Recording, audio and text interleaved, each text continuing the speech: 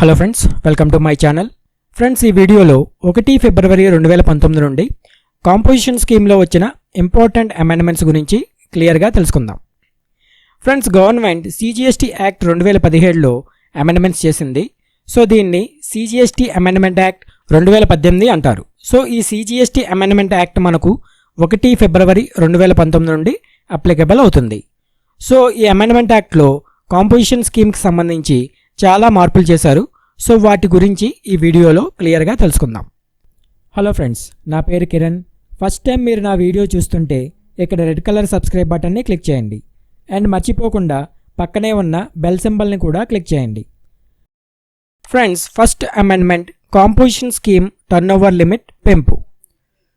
Friends, first GST start అయినప్పుడు composition scheme తీసుకోవడానికి limit 75 లక్షలు ఉండేది.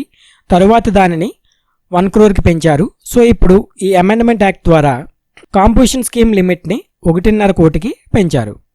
In section 10 of the principal act, in the proviso for the words 1 crore rupees, the words 1,50 lakh rupees shall be substituted. So section 10 అనేది composition scheme గురించి తెలియజేస్తుంది. So section 10 principal యాక్ట్లో 1 crore rupees అనే vote బదులు 1,50 lakh rupees అనే ఓడ్ని substitute చేశారు. So దీన్ని బట్టి బిజినెస్ చేసేవాళ్ళు ఎవరైనా లాస్ట్ ఫైనాన్షియల్ ఇయర్లో తమ బిజినెస్ యొక్క యాన్యువల్ టర్నోవర్ 1.5 కోట్ల లోపు ఉంటే 1 ఫిబ్రవరి 2019 నుండి కాంపోజిషన్ స్కీమ్ తీసుకోవడానికి అర్హులు. సో మనకు యాక్ట్లో అమెండ్మెంట్ వచ్చింది కనుక 1 ఫిబ్రవరి 2019 నుండి కాంపోజిషన్ స్కీమ్ టర్నోవర్ లిమిట్ 1.5 కోట్లు. నెక్స్ట్ ఇంపార్టెంట్ అమెండ్మెంట్ సర్వీసెస్కి సంబంధించింది. సో ఇక్కడ నుండి సర్వీస్ ప్రొవైడర్స్ కూడా కాంపోజిషన్ స్కీమ్ తీసుకోవచ్చు. బట్ దీనికి కొన్ని కండిషన్స్ ఉన్నాయి.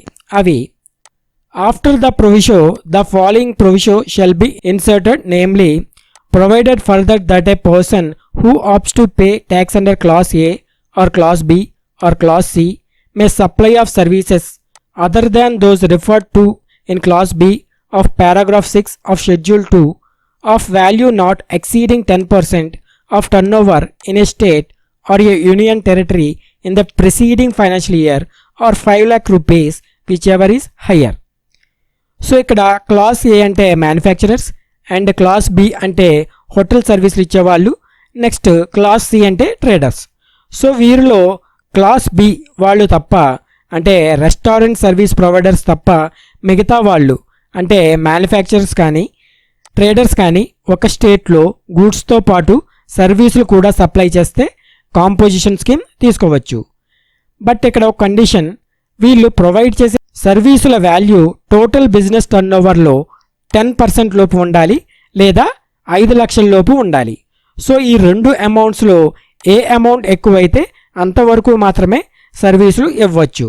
ఇక్కడ turnover means sales turnover.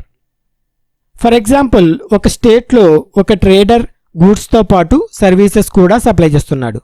So అతని బిజినెస్లో గూడ్స్ టర్నోవర్ 40 లక్షలు మరియు సర్వీసెస్ టర్నోవర్ 4 లక్షలు. సో అతని టోటల్ టర్నోవర్ 44 లక్షలు. సో ఈ 44 లక్షల్లో 10% అంటే 4.4 లక్షలు. సో ఇతను కండిషన్ ఫుల్ఫిల్ చేస్తున్నాడు కనుక కాంపోజిషన్ స్కీమ్ తీసుకోవడానికి అర్హుడు.